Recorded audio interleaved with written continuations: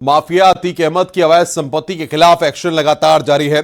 अतीक अहमद की अवैध संपत्तियों और गिरोह की काली कमाई पर शिकंजा लगातार कसता जा रहा है। इसी कड़ी में प्रयागराज पुलिस ने माफिया अतीक की ग्रेटर नोएडा में मौजूद करोड़ों की बेशकीमती संपत्ति का पता लगाया है।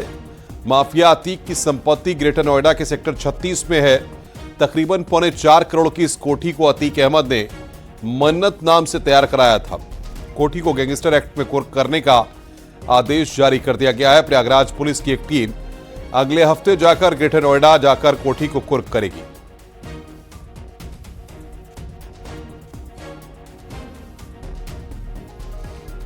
इसमें जो पुलिस आयुक्त महोदय के द्वारा एक गैंगस्टर एक्ट 14(1) में कुर्की की इसमें प्रॉपर्टी अटैचमेंट की एक कार्रवाई की गई है, जिसमें नोएडा में सेक्टर 36 में एक मकान था जो कि मृतक अतीक अहमद के नाम पे था। उसको गैंगस्टर एक्ट के तहत अटैच किया गया है और इस मकान की जो कीमत है वो मार्केट वैल्यू लगभग 3 करोड़ 70 लाख रुपए थी। तो ये जो कार्रवाई हुई है वो ये गैंगस्टर एक्ट 14(1) के तहत की गई है। अन्य जो संपत्तियां हैं उनके बारे में भी जानकारी। तो अतीक अहमद पर ताबड़तोड़ एक्शन लगातार जारी है। प्रयागराज से बड़ी खबर हम बता रहे हैं आपको। ग्रेटर नोएडा स्थित संपत्ति अब कुर्क होगी। प्रयागराज पुलिस कुर्की करेगी, ये बड़ी खबर बता रहे हैं। ग्रेटर नोएडा सेक्टर 36 स्थित कोठी कुर्क होगी। करीब 4 करोड़ की कोठी मन्नत अब कुर्क की जाएगी। और बातचीत करने के लिए सर्वेश दुबे हमारे संवाददाता इस वक्त हमारे साथ फोन लाइन से जुड़ रहे हैं। सर्वेश, प्रयागराज पुलिस कब ग्रेटर नोएडा आएगी, कब कुर्की होगी, कुछ जानकारी मिल पा रही है?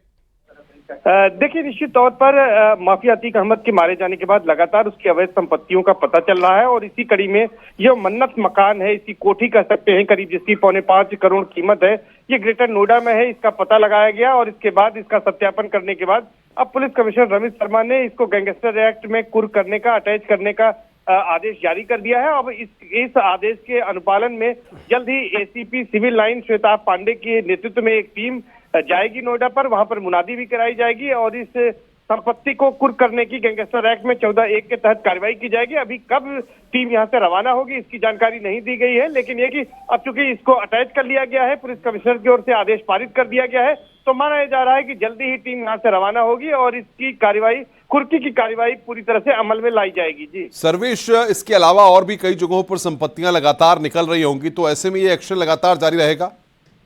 देखिए, निश्चित तौर पर काफी संपत्तियां माफिया अतीक अहमद की बेनामी संपत्तियां थी, दूसरे के नाम पर थी। जिस तरह से अपने एक नौकर के नाम पर, हुबलाल के नाम पर उसने संपत्ति खरीदी थी और खुद हुबलाल सामने आया था पुलिस के और उसने इस बात की जानकारी दी थी और उस संपत्ति को भी पुलिस ने कुर्क किया था।